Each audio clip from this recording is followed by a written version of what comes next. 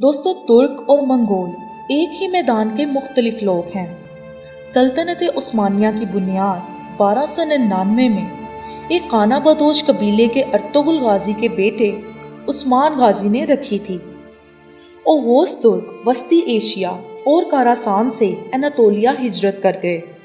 ताहम मंगोलों ने सल्तनत उस्मानिया की तारीख में अहम किरदार अदा किया है। अगर देखा जाए तो इनका कोई बराह रास्त ताल्लुक नहीं था, लेकिन बहुत से सकाफती रवाबित हैं। मंगोल और तुर्क दोनों असल में शुमाली एशिया से थे। वो मुत्तहिद सकाफतों की बजाय बुनियादी तौर पर लसानी गिरोह थे। तुर्क बुनियादी तौर पर मगरिब में रहते थे, जबकि मंगोल मशरिक में रहते थे, और इनका तर्ज जिंदगी बहुत यकसा था, जैसे कि घुड़सवारी, तलवारबाजी, खाना बदोशों की तरह मैदानों में रहना और सियासत भी तकरीबन एक जैसी करते थे। उस्मानियों के आबाओ अजदाद और चंगेज खान ने वस्ती एशिया को दो मुख्तलिफ सिरों से एक ही वक्त में फतह करना शुरू किया था। तुर्क और मंगोल दोनों ही खुद को खाना बदोश जंगजू समझते थे, और इन दोनों ने अपनी सरहद और सकाफत को महफूज रखने के लिए बहुत सी चीनी सल्तनतों के खिलाफ इत्तेहाद करने की तारीख कायम की। आज़ादी की रवायत इनको जोड़े हुए थी, और जब तुर्कों ने इस्लाम और मंगोलों ने बुद्ध मत को अपना लिया, तब भी ये आज़ादी का अकीदा कायम रहा।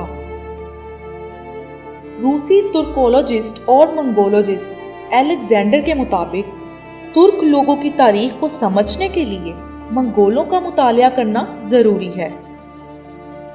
जब चंगेज खान ने मंगोल सल्तनत कायम की तो तुर्क इत्तेहाद और दुश्मनी में बंट गए। कुछ तुर्क कबाइल चंगेज खान की मातहती में आ गए और बाकियों ने मंगोल सल्तनत की खिलाफ वर्जी करना शुरू कर दी और मंगोल हुक्मरानों के खिलाफ लड़ना ही मुनासिब समझा। अब आप लोग सोच रहे होंगे कि पहले तुर्क वजूद में आए या फिर मंगोल। तो आपके इस सवाल का जवाब देते हुए हम आपको बता दें कि पहले तुर्क वजूद में आए, फिर जहां वो रहते थे इस खित्ते यानी तुर्कों की सरजमीन को तुर्की कहा जाने लगा। तब 13वीं सदी में मंगोल वजूद में आए, और 14वीं सदी के शुरू में जब सुल्जूकों की रियासत खत्म हो गई और एक तुर्क कबीला उस्मानी अपना नाम बना रहे थे, तब तक ये मंगोलों की कौम जिंदा रही। लेकिन उस्मानियों के वजूद में आने तक मंगोलों के टुकड़े टुकड़े होने का आगाज 1259 में कागान मोंके खान की मौत के साथ हो चुका था। इसलिए हम ये नहीं कह सकते कि उस्मानियों ने मंगोलों को शिकस्त दी, लेकिन हाँ, उस्मानियों ने आखिर पे बचे हुए मंगोलों का खात्मा जरूर किया, जैसा कि हमने कुरुलुस उस्मान नामी तुर्की सीरीज में देखा। हासिल कलाम ये है कि क्योंकि ये तुर्क और मंगोल शुरू से ही कुछ हद तक एक जैसी रवायात की पैरवी करते थे, और कुछ हालातों वाक़यात की वजह से दोनों ने इत्तेहाद भी कायम किया, इसलिए लोगों का कहना है कि तुर्क और मंगोल पहले एक ही थे, जबकि हकीकत इसके बिल्कुल बरअक्स है। और अपनी आज की इस वीडियो में हम आपको हकीकत से आगाह कर चुके हैं।